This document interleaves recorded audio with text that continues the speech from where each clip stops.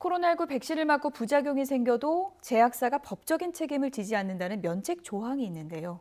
정부가 이 조항 때문에 백신 수급 협상이 지연되고 있다고 발표를 했죠. 그런데 실제로 EU를 비롯해서 미국과 러시아, 일본 등은 부분 면책이나 완전 면책을 해준 것으로 밝혀졌습니다. 김정회 기자입니다. 로이터의 지난 9월 기사입니다. 아스트라제네카가 EU와의 백신 협상에서 저가를 조건으로 부작용 발생 시 부분적인 면책권을 얻었다는 내용입니다. 기사에 따르면 아스트라제네카는 코로나19 백신 접종 후 생기는 부작용 소송에 대해 일정 한도까지만 법적 비용을 댑니다.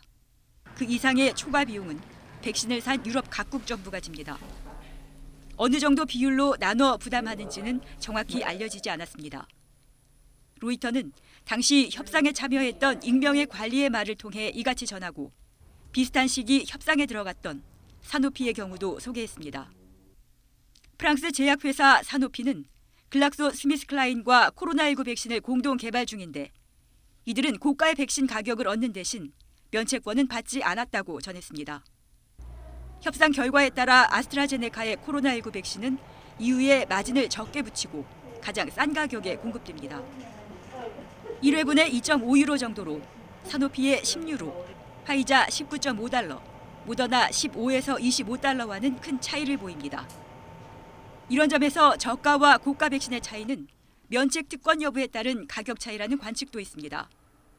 고가 백신의 경우 초저온 유통에 따른 보관 비용도 물론 포함했겠지만 면책 특권을 받지 않는 대신 소송 비용과 보상금 부분까지 백신 가격에 책정했을 거라는 분석입니다.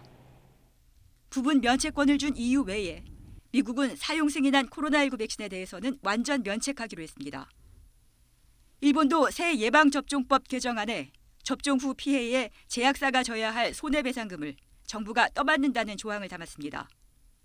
접종 후 피해를 겪는 사람에게는 의료비와 장애연금도 지급하도록 했습니다. 러시아는 보건부 산하 가말레아 연구소의 스푸트니크 백신에 대한 법적 책임 일부를 지기로 했습니다.